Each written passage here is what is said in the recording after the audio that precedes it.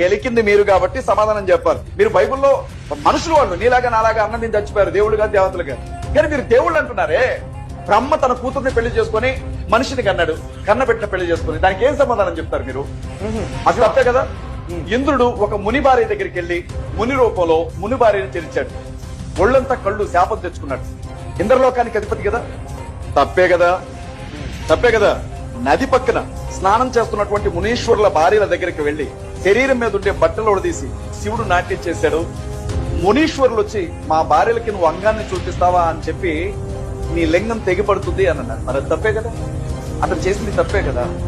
శివుడు విష్ణువు ఇద్దరు ఒకరి మీద, శివునికి విష్ణువు మీద ఉన్న మోహిని రూపంలో ఉన్నప్పుడు ఆయన కలిగినటువంటి ఆ కోరికను బట్టి అయ్యప్ప పుట్టాడు కదా.